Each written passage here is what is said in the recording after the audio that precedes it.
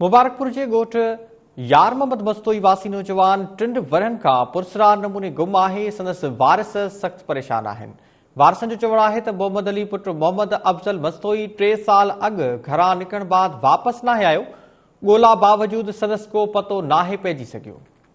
ख़बर शामिल करे रहिया आहियूं। मुबारकपुर के गोठ यार मोहम्मद मस्तोई वासी नौजवान 3 वरन का पुरसरार नमूने गुम है। संदस वारिस परेशान आहिनि।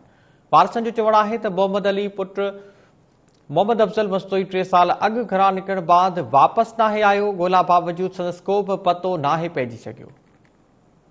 ख़बर शामिल करे रहिया आहियूं। मुबारकपुर जे ॻोठ यार मोहम्मद मस्तोई वासी नौजवान 3 वरहनि खां पुरसरार नमूने गुम आहे। वारिस परेशान आहिनि। उन हवाले सां वधीक तफ़सील मालूम कंदासीं। असां सां लाइन ते मौजूदु आहे अब्दुल लतीफ़ मस्तोई। जी अब्दुल लतीफ़, कहिड़ा तफ़सील आहिनि, आगाह कजो। जी बिल्कुल, मुबारकपुर थाणे जे अंदरि ॻोठ यार मोहम्मद मस्तोई जो रहासी आहे 28 साल जो नौजवान मोहम्मद अली पुट मोहम्मद अफजल गुज़िरियल 3 सालनि खां पुरसरार नमूने गुम आहे ऐं जंहिंजा वालिद ऐं घर भाती सख़्त परेशान आहिनि।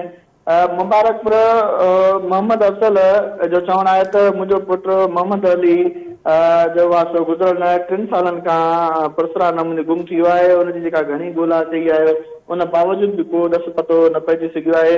हुननि इहा इंसानिया खां मुतालबो कयो आहे त मुंहिंजे नौजवान पुट जी ॻोल्हा करे असांजी परेशानी ख़तमु कयनि। ऐं मोहम्मद अफजल जो इहो बि चवणो त मुंहिंजे पुट जो ज़हनी तवाज़ुन दुरुस्त न हुजण करे हू जेको घरां निकिरी वियो, जेको 3 साल खां वधीक लापता आहे, जेको हिन वक़्त ताईं वापसि नाहे थी सघियो। जी वॾी महिरबानी अब्दुल लतीफ़ मस्तोई तफ़सील ॿुधाइण लाइ।